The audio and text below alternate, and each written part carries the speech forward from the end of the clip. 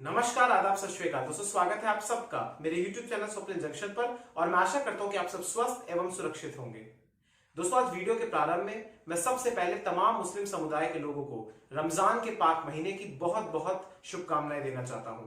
रमजान की बहुत बहुत मुबारकबाद हो।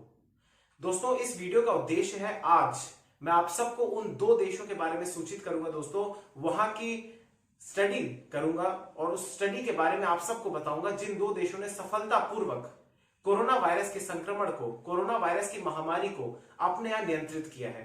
दोस्तों, आप सभी जानते हैं कि इस समय पूरे विश्व में कोरोना का संकट एक विकराल रूप धारण कर चुका है, जहां एक और दोस्तों 29 लाख से अधिक लोग पूरे विश्व भर में संक्रमित हो चुके हैं, जहां पूरे विश्व भर में 2 लाख से अधिक लोगों की मृत्यु हो चुकी है। वहां ये दो देश हैं दोस्तों, और मुझे खुशी हो रही है, प्रसन्नता हो रही है इस बात की कि ये दो देश एशिया महाद्वीप के देश हैं और वो भी चीन के निकटतम देश हैं, चीन के पड़ोसी देश हैं। और ये उस एशिया महाद्वीप के देश है दोस्तों, जहां की चिकित्सीय सुविधाओं को उस लेवल का नहीं माना जाता है, उस उत्तम क्वालिटी का नहीं माना जाता है, उस श्रेणी में नहीं रखा जाता है जहां पर यूरोप या अमेरिका की चिकित्सीय सुविधाओं को रखा जाता है। और ये दो देश है दोस्तों, सबसे पहला देश है वियतनाम और दूसरा देश है दोस्तों ताइवान। और अगर आप विश्व के मानचित्र पर देखेंगे इन दोनों देशों की स्थितियों को, तो ये दोनों देश भौगोलिक तौर पर चीन के निकट है दोस्तों। एक चीन के उत्तर में स्थित है और एक चीन के पश्चिम में स्थित है।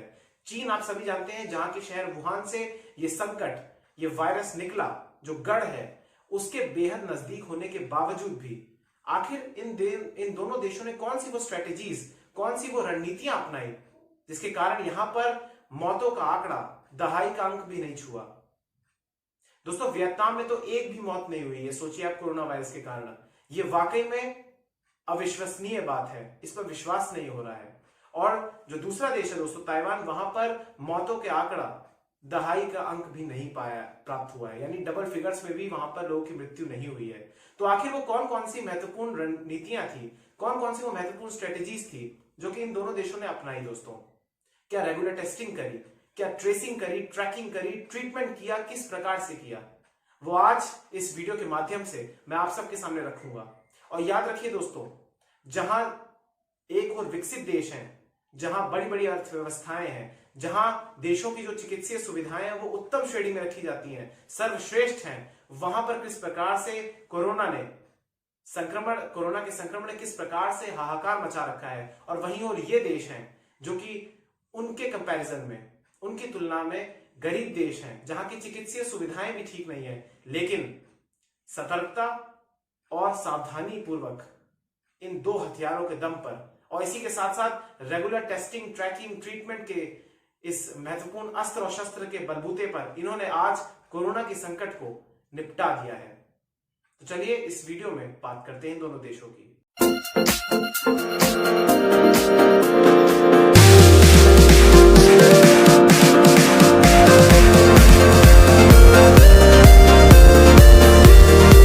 दोस्तों, अगर भौगोलिक दृष्टि से देखें तो ताइवान और वियतनाम दोनों के दोनों देश चीन की मुख्य भूमि से बहुत ही नजदीक हैं। दोस्तों, गौरतलब बात तो यह है कि आखिर इतने नजदीक होने के बावजूद भी आखिर इन दोनों देशों ने किस प्रकार से इस महामारी को अपने देश में आने से नियंत्रित रखा।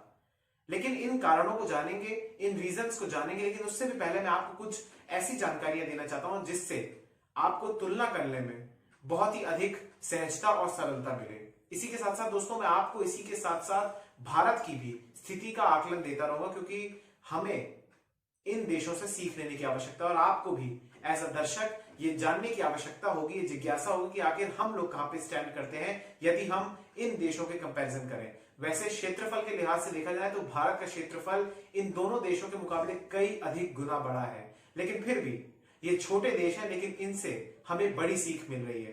तो सबसे पहले दोस्तों मैं बात करना चाहूंगा इनकी जनसंख्या के बारे में। तो अगर जनसंख्या के लिहाज से देखें दोस्तों, तो ताइवान की जो जनसंख्या है वो है तकरीबन 2 करोड़ 30 लाख, और ये हमारे देश की जो आर्थिक राजधानी है मुंबई, उसके बराबर है तकरीबन, ऐसा मान के चलिए। और ताइवान की जो कोविड-19 केसेस की जो संख्या है, जो सूची है, वो है मात्र 419 मरीज। सिर्फ और सिर्फ 419 संक्रमित मरीज ताइवान में आए हैं और इनमें सिर्फ 6 लोगों की मृत्यु हुई है दोस्तों, और पिछले 24 घंटों में कोई भी नया केस नहीं सामने आया है। वहीं बात करें अगर इसी की तुलना में हमारे देश की आर्थिक राजधानी मुंबई की, जिसकी आबादी लगभग ताइवान के बराबर है, वहां पर अब मरीजों का आंकड़ा 5,000 को पार कर गया है। इसी के साथ साथ दोस्तों अगर मैं बात करूं वियतनाम की, तो वियतनाम की आबादी है लगभग 9 करोड़ 60 लाख, जो कि भारत के राज्य बिहार के बराबर है। और दोस्तों अगर हम बात करें इस देश की, जो कि चीन के बहुत ही नजदीक है, तो यहां पर कोविड-19 केसेस, इस संक्रमण के जो केसेस हैं वो ताइवान से भी कम है। यहां पर कुल मिला के अभी तक दोस्तों पिछले 3.5 महीनों में सिर्फ 270 पॉजिटिव केसेस आए हैं और इनमें भी 220 केसेस ठीक हो चुके हैं। महज 45 लोग ऐसे बचे हुए हैं जिनकी हालत अभी भी, मतलब ये लोग संक्रमित हैं और अभी इनका ये एक्टिव केसेस है, और 5 ऐसे मरीज हैं जिनकी मृत्यु नहीं हुई है, जिनकी क्रिटिकल हालत में जो लोग हैं, जिनकी स्टेज क्रिटिकल है। और राहत देने वाली बात कहूं या प्रसन्नता वाली बात कहूं, यहां पर इस देश में इकलौता ऐसा देश है जहां पर कोविड-19 से किसी भी नागरिक की मृत्यु नहीं हुई है, किसी भी मनुष्य की मृत्यु नहीं हुई है। इसी के साथ साथ दोस्तों अगर मैं दोनों देशों के टेस्टिंग यानी परीक्षण की बात करूं दोस्तों कोविड-19 के लिए, तो जहां एक और ताइवान में 2 करोड़ की टोटल आबादी है, 2 करोड़ से थोड़ी सी अधिक, वहां पर अभी तक 60,000 से अधिक परीक्षण हो चुके हैं, टेस्ट हो चुके हैं। वहीं अगर बात की जाए वियतनाम की, तो वियतनाम की आबादी आप सभी जानते हैं कि 9 करोड़ से थोड़ी सी अधिक है और वहां पर 2 लाख से अधिक टेस्ट हो चुके हैं। अगर दोस्तों हम अपने देश भारत की बात करें, तो भारत में भी अब टेस्टिंग की रफ्तार बढ़ गई है। यहाँ पर तीव्र गति के साथ अब परीक्षण हो रहे हैं और भारत में भी इस समय तकरीबन 6 लाख से अधिक टेस्ट हो चुके हैं। और पर 10 लाख की आबादी पर, यानी अगर 10 लाख की जनसंख्या के छोटे छोटे हम लोग टुकड़े बनाए, तो पर 1 मिलियन की आबादी पर यहां पर 453 टेस्ट हुए हैं। तो ये तीव्र गति हुई है, लेकिन अभी भी ये कम है। तो दोस्तों इन जानकारियों के माध्यम से मैं ये सोचता हूं और मैं ये समझता हूं कि आपको पर्याप्त जानकारियां मिली होंगी इन दोनों देशों के बारे में। और अब बात करेंगे हम लोग वो कौन कौन से महत्वपूर्ण कदम थे, वो कौन कौन से महत्वपूर्ण प्रतिबंध थे जो कि इन दोनों देशों ने लगाए। आखिर इन दोनों देशों की वो कैसी प्रतिक्रिया थी कोरोना के विरुद्ध, आइए देखते हैं इस वीडियो में।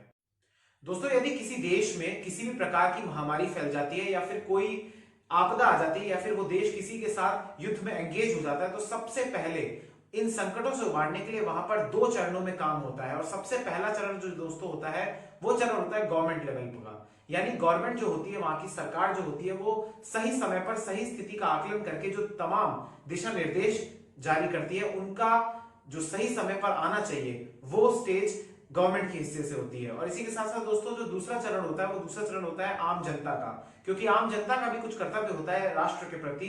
तो आम जनता को बहुत ही सही रूप से और पूर्ण रूप से सरकार द्वारा दिए गए दिशा निर्देशों का पालन करना चाहिए, यानी जनता को एक आज्ञाकारी जनता होना चाहिए। तो ये 2 चरणों के पश्चात ही कोई भी देश किसी भी संकट से लड़ सकता है और किसी भी संकट से उबर सकता है। और दोस्तों इसी का उदाहरण पेश किया वियतनाम ने। तो आज इस वीडियो के माध्यम से दोस्तों सबसे पहले मैं आपको बताऊंगा वियतनाम में कौन कौन से वो बड़े कदम लिए गए। तो चलिए सबसे पहले वियतनाम में जो कदम उठाए गए दोस्तों वो ये थे कि जब सबसे पहला वहां पर मरीज पॉजिटिव पाया गया, तो तत्काल प्रभाव से वियतनाम ने अपनी चीन से लगती हुई सभी सीमाओं को सील कर दिया।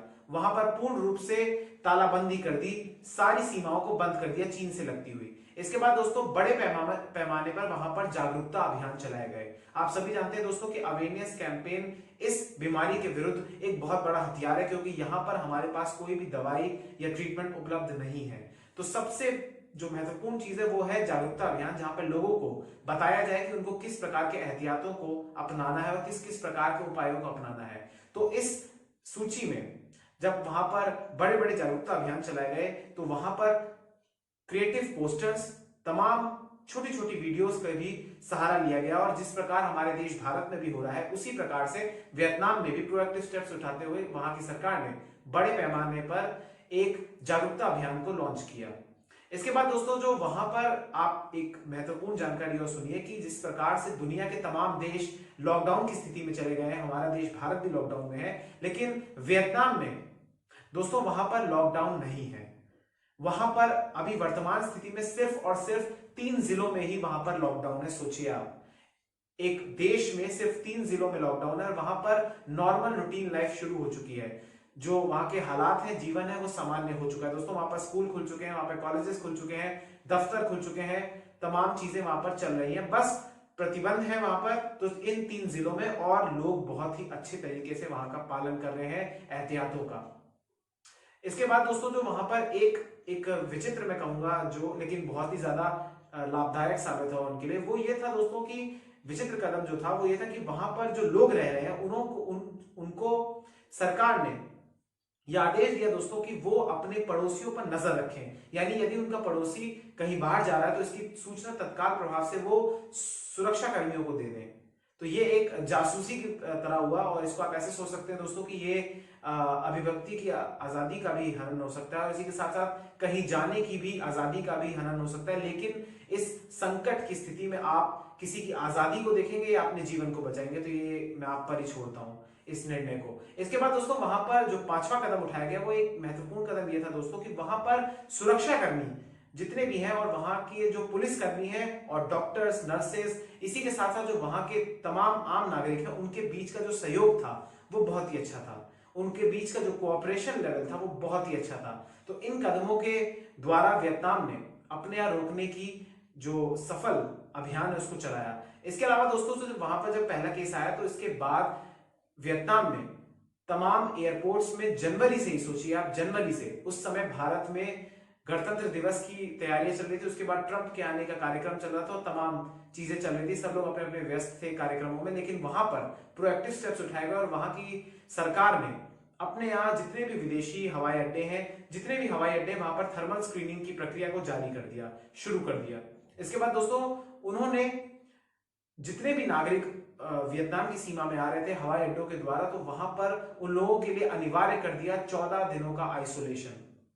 इसके अलावा दोस्तों वहां पर 22 मार्च से पूर्ण रूप से विदेशी नागरिकों की वियतनाम में जो प्रवेश है उसको प्रतिबंधित कर दिया। यहां तक कि अगर नागरिक वियतनामी मूल का भी है और वो विदेश में रह रहा है तो भी उसका प्रवेश वर्जित है वियतनाम में। तो इन महत्वपूर्ण कदमों के अलावा दोस्तों, इसके अलावा उन्होंने एक जो चिकित्सीय था टेस्टिंग किट्स को विकसित करना। दोस्तों वियतनाम ने बहुत ही सस्ती, बहुत ही कम कीमत की टेस्टिंग किट्स अपने यहाँ विकसित कर ली। जिस प्रकार से इस समय आप जानते हैं कि तमाम देश चीन के सामने टेस्टिंग किट्स के लिए मांग रहे हैं, लाइन में खड़े हुए हैं, लेकिन वियतनाम ने स्वावलंबी होकर अपने ही देश में टेस्टिंग किट्स को विकसित कर लिया, जो कि बहुत बड़ा लाभदायक कदम साबित हुआ उनके लिए। इसके अलावा दोस्तों वहां पर ट्रेसिंग और ट्रैकिंग के लिए जासूसी तंत्र का भी इस्तेमाल किया गया, ताकि जो भी लोग संक्रमित हो चुके हैं उनके साथ संपर्क में आए हुए लोगों की भी जल्द से जल्द ट्रैकिंग हो सके, ट्रेसिंग हो सके। इसके लिए वहां पर जासूसी के तंत्र का भी उपयोग किया गया, जो कि एक तौर से हनन हो सकता है कुछ अधिकारों का, लेकिन यदि जान को बचाना है, यदि जीवन को बचाना है, तो इस प्रकार के भी नियम, इस प्रकार के भी कदम उठाने पड़ते हैं। तो दोस्तों इन तमाम कदमों के द्वारा वियतनाम ने अपने यहाँ इस महामारी को बहुत ही अच्छे तरीके से नियंत्रित करके रखा है। यहां दोस्तों जानना एक और महत्वपूर्ण आपके लिए रहेगा कि वियतनाम एक लोकतांत्रिक देश नहीं है। वियतनाम भी चीन की तरह एक कम्युनिस्ट पार्टी, एक पार्टी का वहां पर शासन है, उसी प्रकार का वो भी देश है वो, लेकिन बहुत ही अच्छे तरीके से वहां पर उन्होंने नियंत्रित किया। इसी के साथ साथ लॉकडाउन की स्थिति पर भी थोड़ी दोस्तों मैं स्पष्ट कर देना चाहता हूं। वहां पर लॉकडाउन संपूर्ण जनता पर नहीं लागू किया गया, बल्कि कुछ समुदायों पर, विशेष तौर पर कुछ कम्युनिटीज पर ही वहां पर लॉकडाउन को लागू किया गया, और उनके बाद, इस निर्णय के बाद वहां पर अभी स्थिति फिलहाल कंट्रोल में है। दोस्तों ये तो आपने सुना एक कम्युनिस्ट पार्टी द्वारा शासित देश की कहानी, उनके द्वारा लिए गए महत्वपूर्ण स्टेप्स। लेकिन अब मैं आपको बताने जा रहा हूं दोस्तों एक लोकतांत्रिक देश जैसे हमारा देश भारत है, लोकतांत्रिक देश यानी ताइवान ने किस प्रकार के बड़े बड़े कदम उठाए। तो चलिए अब उन कदमों की बात करते हैं दोस्तों ताइवान इस बात का सर्वश्रेष्ठ उदाहरण बना कि किस प्रकार से विज्ञान और लोकतंत्र की एक गठजोड़ के दम पर, एक गठबंधन के तौर पर हम लोग किसी भी महामारी का किसी भी देश में, किसी भी लोकतंत्र में नियंत्रण कर सकते हैं। दोस्तों वर्ष 2003 में जब सार्स नाम की एक महामारी इस देश में फैली ताइवान में, तो वहां पर ताइवान को बहुत बड़ा नुकसान हुआ, कई लोगों की वहां पर मृत्यु हो गई। ताइवान ने उससे सीख लेते हुए भविष्य की महामारियों से निपटने के लिए कई अहम योजनाएं बनाई, कई अहम ऐसी कूटनीतियां और रणनीतियां बनाई जिसके दम पर आज ताइवान अपने आप को सुरक्षित महसूस कर रहा है। ताइवान कोरोना वायरस से बचा हुआ है, बड़े प्रकोप से बचा हुआ है। दोस्तों जब इस जब ये बीमारी का वहां पर केस सामने आया, या ऐसे कहें कि वहां पर जब इस बात का भी उन लोगों को ज्ञात हुआ कि एक महामारी नाम की चीज उत्पन्न हो रही है, सोचिए कितने पहले उन्होंने प्रोएक्टिव स्टेप्स लिए, तभी उन्होंने तुरंत एक central command for epidemic centre नाम का एक ऐसा एक संगठन को शुरू किया, जहां पर कई सारे चिकित्सकों और जो चिकित्सक विशेषज्ञ हैं उनको एक संगठन, उनको संगठित किया और उनका एक संगठन बनाया दोस्तों। और सोचिए आप कि इसका नेतृत्व किसने किया। इस संगठन का नेतृत्व किया वहां के उपराष्ट्रपति ने, जो कि स्वयं पेशे से एक डॉक्टर भी हैं।